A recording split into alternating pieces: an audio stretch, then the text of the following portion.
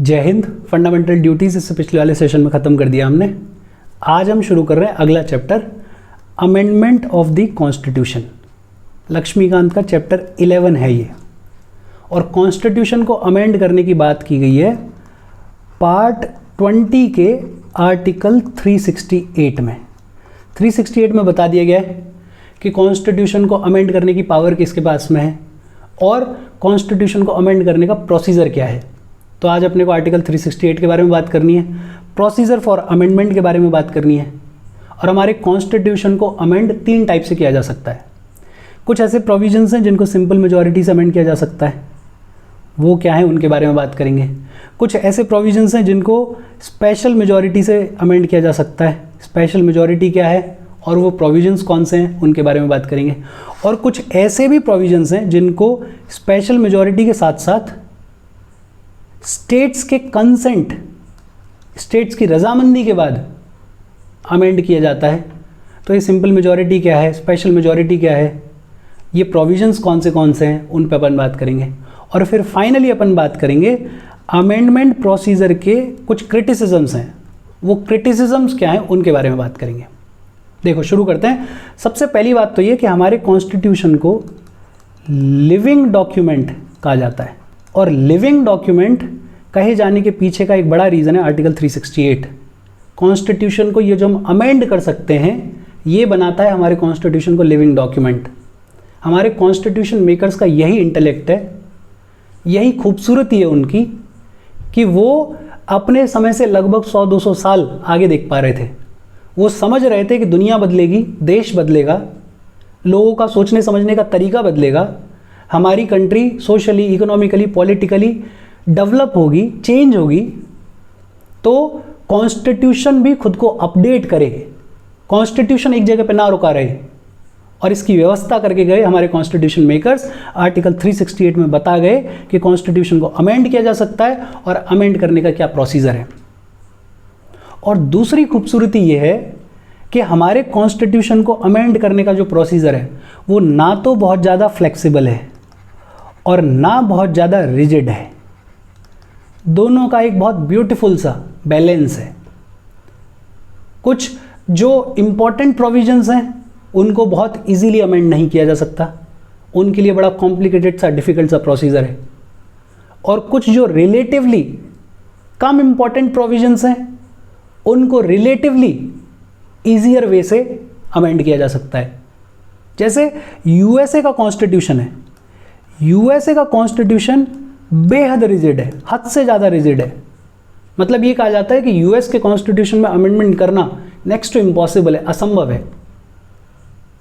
दुनिया का सबसे पहला रिटन कॉन्स्टिट्यूशन है, और आज तक सिर्फ 27 अमेंडमेंट्स हुए हैं शायद यूएस के कॉन्स्टिट्यूशन में, इतना रिजिड है।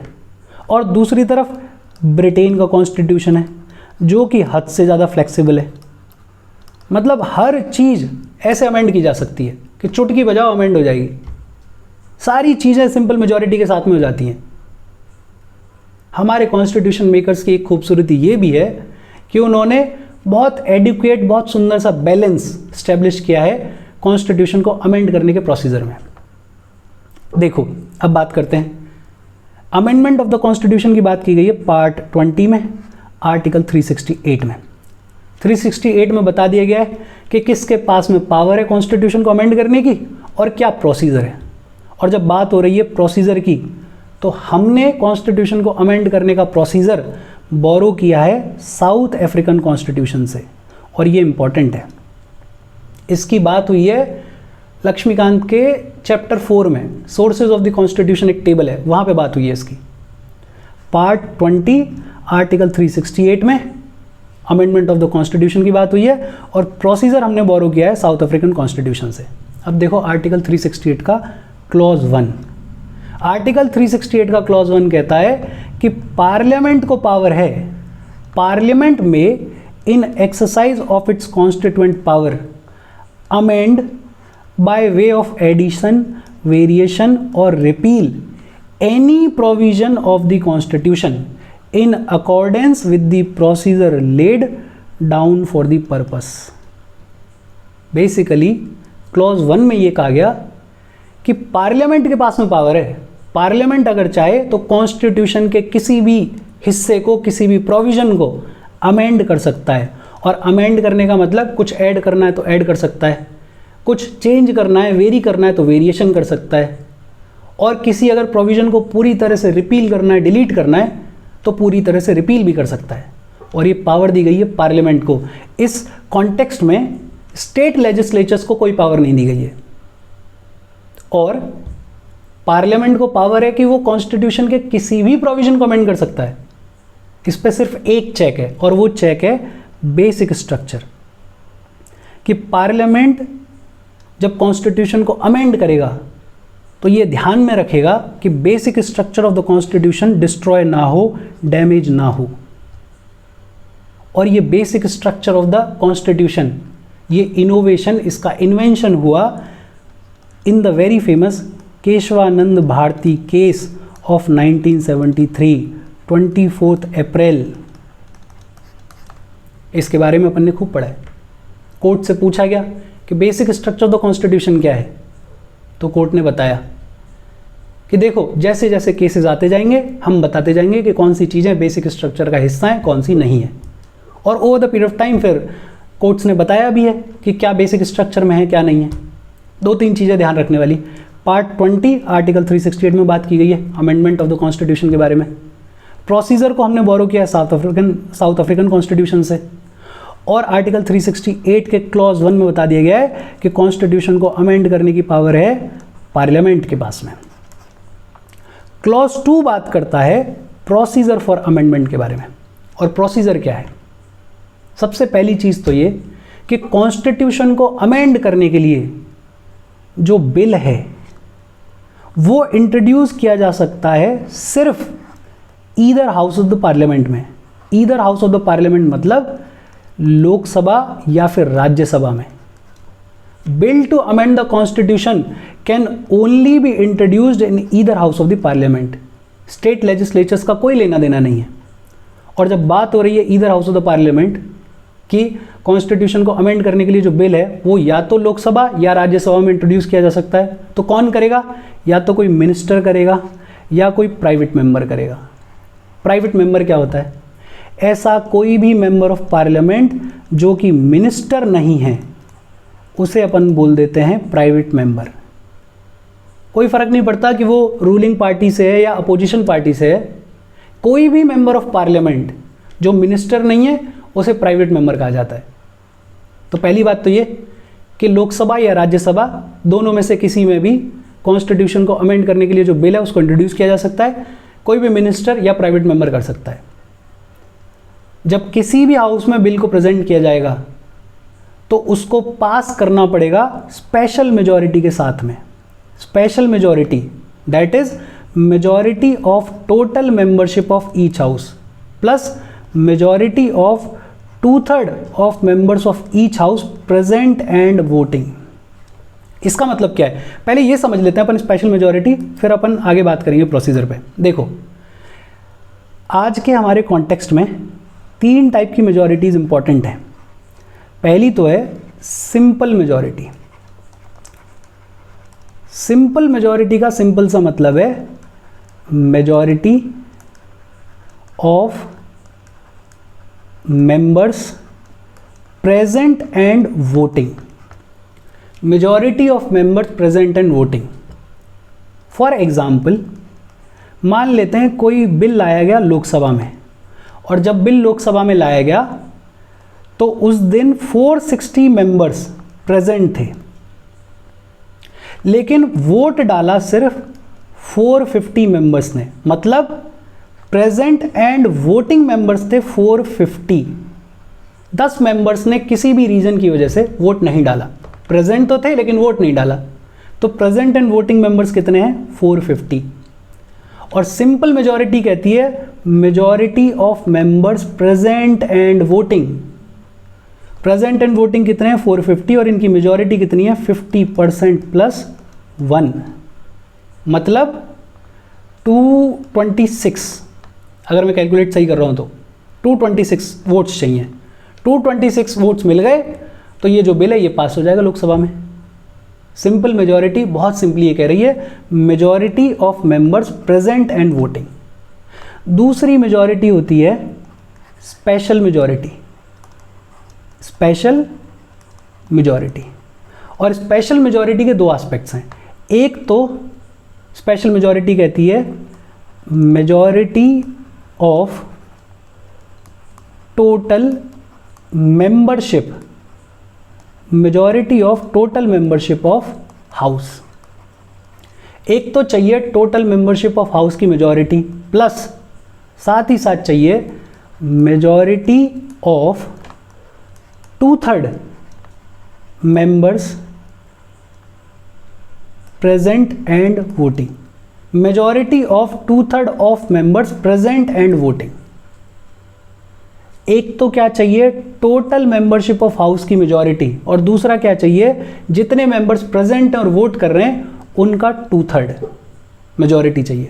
अब टोटल मेंबरशिप ऑफ हाउस क्या होती है? टोटल मेंबरशिप का मतलब है टोटल नंबर ऑफ मेंबर्स। कोई फर्क नहीं पड़ता कि कितने मेंबर्स एब्सेंट हैं, कोई फर्क नहीं पड़ता कि कितनी वैकेंसीज हैं, वैकेंसी किसी भी रीज़न की वजह से हो। फॉर एग्जाम्पल 2-4 मेंबर्स को डिस्क्वालीफाई कर दिया गया, जैसे अभी राहुल गांधी को किया हुआ है, वैकेंसी से कोई फर्क नहीं पड़ेगा, ये वैकेंसी भी काउंट की जाएगी टोटल मेंबरशिप में।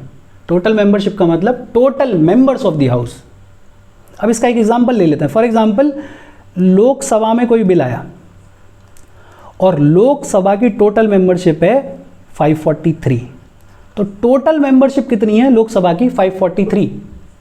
और स्पेशल मेजॉरिटी के लिए पहला प्रोविजन क्या है? Majority of total membership of house, मतलब 543 की टोटल मेजॉरिटी चाहिए अपने को। मेजॉरिटी का मतलब 50% + 1, और 540 का 50% + 1 हो जाएगा 272। Majority of total membership of house मतलब इस 543 में से कम 272 वोट तो मिलने ही चाहिए। फिर दूसरी कंडीशन और है। दूसरी कंडीशन क्या है? Majority of 2/3 of the members present and voting. मान लेते हैं कि उस दिन 460 मेंबर्स प्रेजेंट थे और 460 में से 450 ने वोट डाला, मतलब प्रेजेंट एंड वोटिंग थे 450, और इस 450 का हमें चाहिए 2/3। 2/3 ऑफ 450 कितना हो जाएगा? कैलकुलेट करेंगे तो आएगा 300। मतलब ये दोनों कंडीशंस जब फुलफिल होंगी तब ये बिल जो है वो लोकसभा से पास होगा स्पेशल मेजॉरिटी के तहत। और ये कॉमन सेंस की बात है कि इन दोनों में से जो भी ज़्यादा नंबर होगा उतने वोट्स मिल जाएं। दूसरा एग्जांपल ले लो कि यही बिल फिर राज्यसभा में पहुंचा और राज्यसभा में भी इसको चाहिए स्पेशल मेजॉरिटी। राज्यसभा की टोटल मेंबरशिप है 245। अब टोटल मेंबरशिप की चाहिए अपने को मेजॉरिटी, मतलब 50% + 1 चाहिए, और 245 का 50% + 1 हो गया 123। और जिस दिन ये बिल आया उस दिन मान लेते हैं कि 185 मेंबर्स प्रेजेंट थे, और इन 185 में से मान लेते हैं 153 मेंबर्स ने वोट डाला, मतलब प्रेजेंट एंड वोटिंग कितने? 153। इस 153 का चाहिए अपने को 2/3, मतलब अपने को 102 वोट्स चाहिए। तो 123 + 102, ये दोनों कंडीशंस जब फुलफिल होंगी तब जो है स्पेशल मेजॉरिटी के साथ में पास होगा वो बिल राज्यसभा से। कॉमन सेंस की बात है कि 123 वोट अगर मिल गए तो 102 तो आ ही जाएंगे, कोई दिक्कत वाली बात है ही नहीं। एक होती है सिंपल मेजॉरिटी। कुछ प्रोविजंस ऐसे हैं जिनको सिंपल मेजॉरिटी से पास किया जाता है, जिसमें चाहिए majority of members present and voting. और कुछ ऐसे प्रोविजंस हैं जिनको स्पेशल मेजॉरिटी से पास किया जाता है, जिसमें 2 कंडीशंस फुलफिल करनी होती हैं। एक तो majority of total membership of house, और दूसरा majority of 2/3 of members present and voting. कुछ ऐसे भी प्रोविजंस हैं जिनको पास करने के लिए स्पेशल मेजॉरिटी चाहिए plus half of the state legislatures, half of the state legislatures का रेटिफिकेशन चाहिए, कंसेंट चाहिए। मतलब हमारे यहाँ पे टोटल स्टेट्स हैं 28, इनमें से कम 14 स्टेट्स जब रेटिफाई करेंगे, जब अपनी रजामंदी देंगे, और पार्लियामेंट में जब स्पेशल मेजॉरिटी मिलेगी, जब ये दोनों कंडीशंस फुलफिल होंगे तो वो प्रोविज़न जो है वो अमेंड किया जाएगा। अच्छा, स्टेट्स में जब ये बिल पहुँचेगा तो स्टेट लेजिस्लेचर्स इसको सिंपल मेजॉरिटी के साथ में पास करेंगे। इसको सिंपल मेजॉरिटी के साथ में पास करेंगे। होपफुली ये समझ में आया होगा, कॉम्प्लिकेटेड नहीं है, अगर एग्जाम्पल समझ में आ रहे हैं तो बहुत इजीली समझ में आ जाएगा, और ये अगर समझ में आ गया तो चैप्टर खत्म हो गया है। देखो प्रोसीजर की बात करें, प्रोसीजर में अपन बात कर रहे थे कि एक तो लोकसभा या राज्यसभा किसी में भी कॉन्स्टिट्यूशन को अमेंड करने के बिल को इंट्रोड्यूस किया जा सकता है। कौन कर सकता है? मिनिस्टर या फिर प्राइवेट मेंबर। और जब हाउस में आ जाएगा तो स्पेशल मेजॉरिटी के साथ में उसको पास करना पड़ेगा।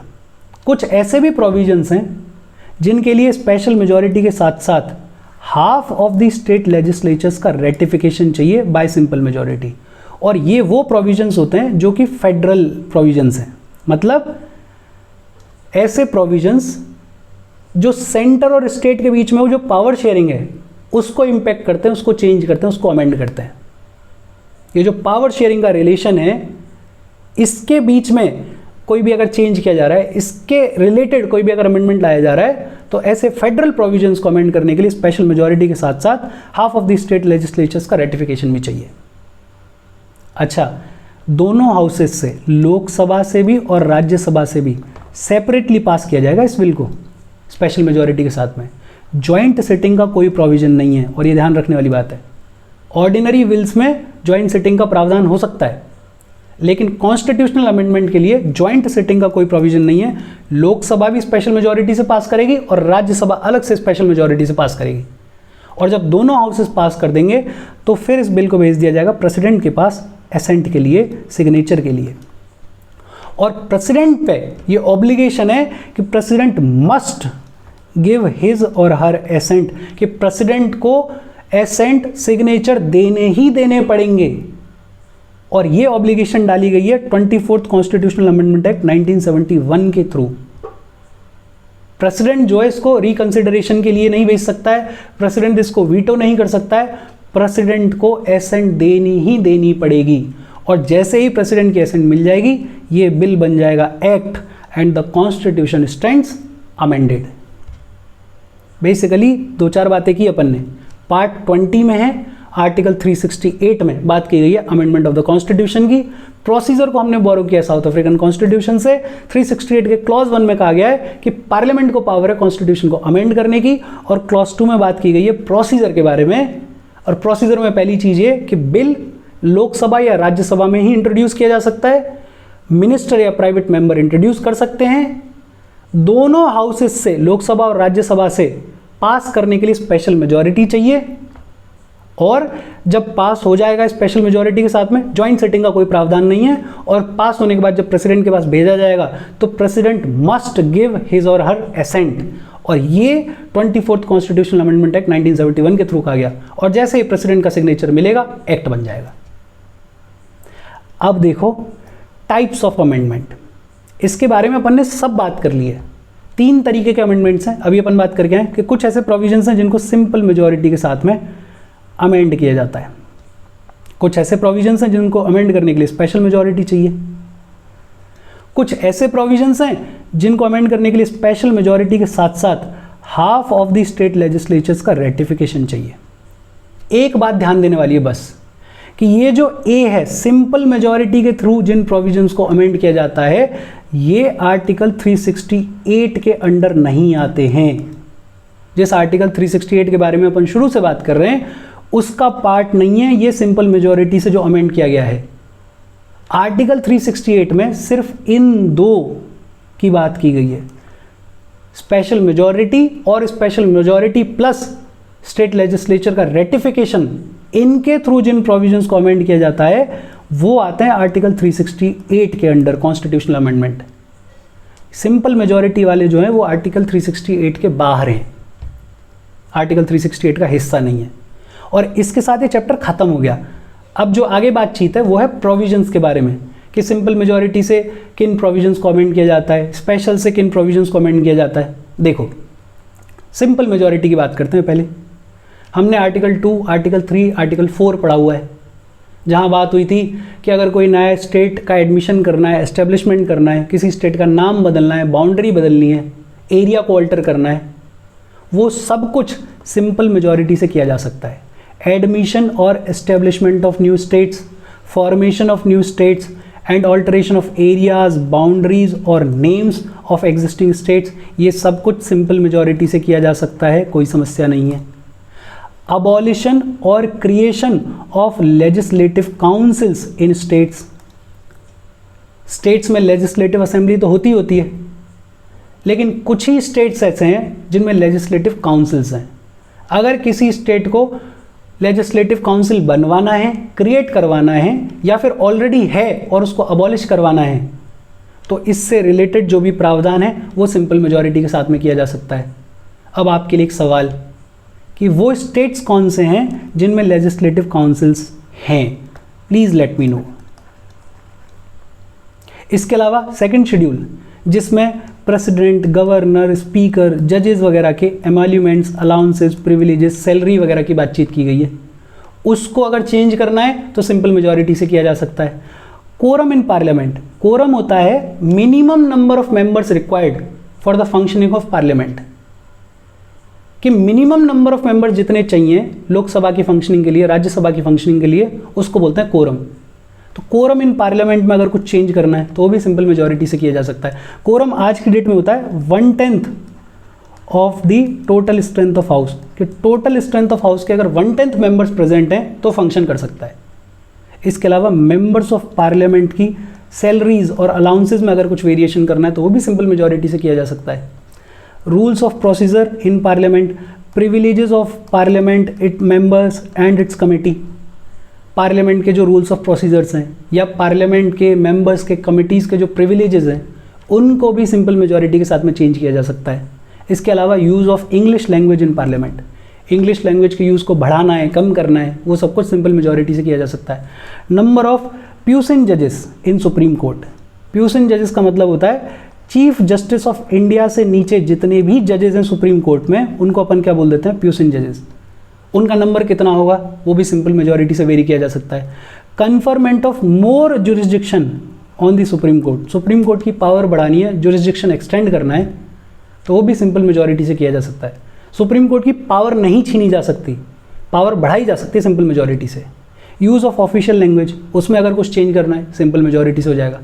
सिटीजनशिप से रिलेटेड एक्विजिशन या टर्मिनेशन के कोई भी प्रोविजंस में चेंज करना है सिंपल मेजॉरिटी से हो जाएगा। Elections to parliament and state legislatures, parliament या फिर स्टेट लेजिस्लेचर्स में इलेक्शंस में कुछ चेंज करना है सिंपल मेजॉरिटी से हो जाएगा। डीलिमिटेशन ऑफ कॉन्स्टिट्यूएंसीज, वो भी सिंपल मेजॉरिटी से किया जा सकता है। यूनियन टेरिटरीज से रिलेटेड बातचीत सिंपल मेजॉरिटी से चेंज की जा सकती है। फिफ्थ शेड्यूल जो कि बात करता है administration of scheduled areas and scheduled tribes, इसमें भी चेंज सिंपल मेजॉरिटी से किया जा सकता है। Sixth schedule administration of tribal areas, इसमें भी चेंज सिंपल मेजॉरिटी से किया जा सकता है। अच्छा एक बात और कि इतने 16-17 चीज़ें बता दी गई हैं, इनको देख के घबराना नहीं है, याद रहे ठीक है। इन सब के बारे में अपन बहुत डिटेल में बात करेंगे आगे चलते हुए, आगे वाले चैप्टर्स में आएंगी ये सारी बातें, तो टेंशन नहीं लेनी है, घबराना नहीं है। हाँ एक बार देख लो, नज़र डाल लो कि कौन सी ऐसी चीज़ें जो कि सिंपल मेजॉरिटी से बदली जा सकती हैं, ऑटोमेटिक समझ में आ जाएगा। कुछ ऐसी इंपॉर्टेंट चीज़ें हैं जिनके लिए स्पेशल मेजॉरिटी चाहिए, जैसे स्पेशल मेजॉरिटी की अगर बात करें, अपन ने बात करी ली, स्पेशल मेजॉरिटी का मतलब होता है majority of total membership of each house plus majority of 2/3 of the members of each house present and voting. अभी अपन समझ के आए। और टोटल मेंबरशिप का मतलब total number of members comprising the house irrespective of the fact whether there are vacancies और absentees. Vacancies हैं, absentees हैं, कोई फर्क नहीं पड़ता, टोटल नंबर ऑफ मेंबर्स बनाता है टोटल मेंबरशिप। और स्पेशल मेजॉरिटी चाहिए फंडामेंटल राइट्स के अमेंडमेंट के लिए। अब अपने को समझ में आएगा कि कुछ ऐसी चीज़ें जो कि रिलेटिवली लेस इंपॉर्टेंट हैं उनको सिंपल मेजॉरिटी से अमेंड कर सकते हैं। फंडामेंटल राइट्स बेहद इंपॉर्टेंट है, इनके लिए चाहिए स्पेशल मेजॉरिटी। डीपीएसपीज, इनको अमेंड करने के लिए चाहिए स्पेशल मेजॉरिटी। या फिर कोई भी ऐसा प्रोविज़न जो कि फर्स्ट और थर्ड कैटेगरी में मेंशन्ड नहीं है तो उसके लिए भी क्या चाहिए, स्पेशल मेजॉरिटी। अच्छा कुछ ऐसे भी प्रोविजंस हैं जिनके लिए स्पेशल मेजॉरिटी के साथ साथ कंसेंट ऑफ स्टेट्स चाहिए, और ये अपने को पता है कि half of the state legislatures अगर कंसेंट दे दें, रेटिफिकेशन दे दें तो कोई दिक्कत नहीं है। मतलब 28 में से 14 स्टेट्स रेटिफाई कर दें, बाकी 14 करें ना करें कोई फर्क नहीं पड़ता। और ये जो रेटिफिकेशन है ये सिंपल मेजॉरिटी के थ्रू किया जाएगा, इसमें भी कोई दिक्कत नहीं है, इस पर भी अपन ने बात कर ली है। अच्छा, एक ध्यान रखने वाली चीज़ है कि ये जो बिल रेटिफिकेशन के लिए भेजा जाएगा स्टेट लेजिस्लेचर्स के पास में, इसका कोई टाइम पीरियड डिफाइंड नहीं है। ये नहीं बताया गया कि स्टेट्स को कितने टाइम पीरियड में रेटिफाई करके या रिजेक्ट करके अपनी बात को बता देना है, कोई टाइम पीरियड डिफाइंड नहीं है।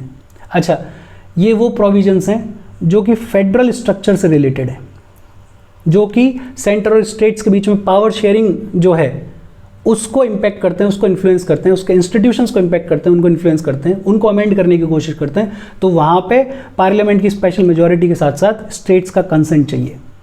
कौन कौन से प्रोविजंस हैं? Election of the president and it's manner. President के इलेक्शन से रिलेटेड कोई भी चीज़ अगर बदलनी है तो पार्लियामेंट की स्पेशल मेजॉरिटी के साथ साथ half of the state legislatures का कंसेंट रेटिफिकेशन भी चाहिए। Extent of executive power of union and states.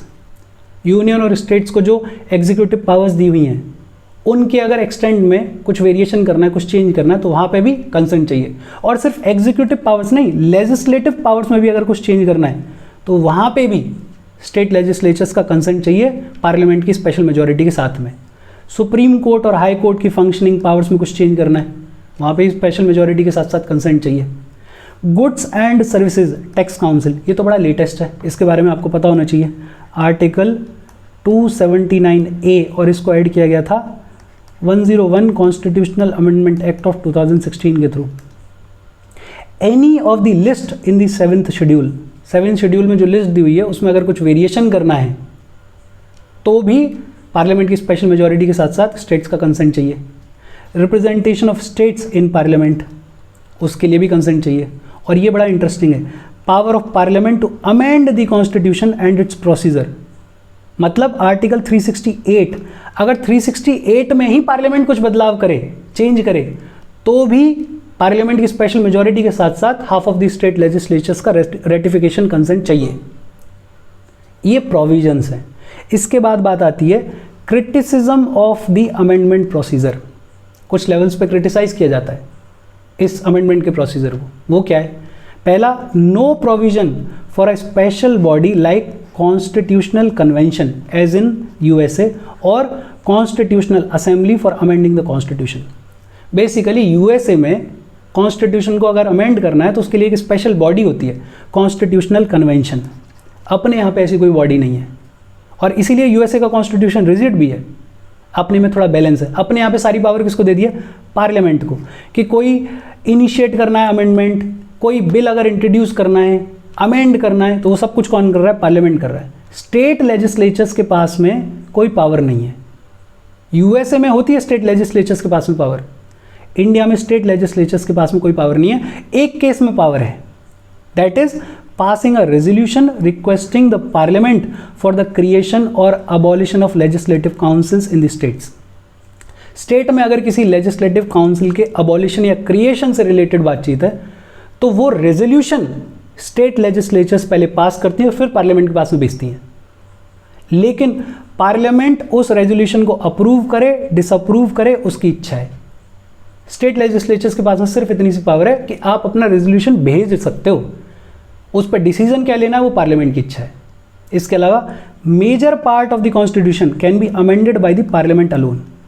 Federal provisions को अगर छोड़ दिया जाए तो बाकी सारा कॉन्स्टिट्यूशन को तो पार्लियामेंट अकेला ही अमेंड कर सकता है, स्टेट्स की कोई ज़रूरत ही नहीं है। तो ये भी एक क्रिटिसिज्म है।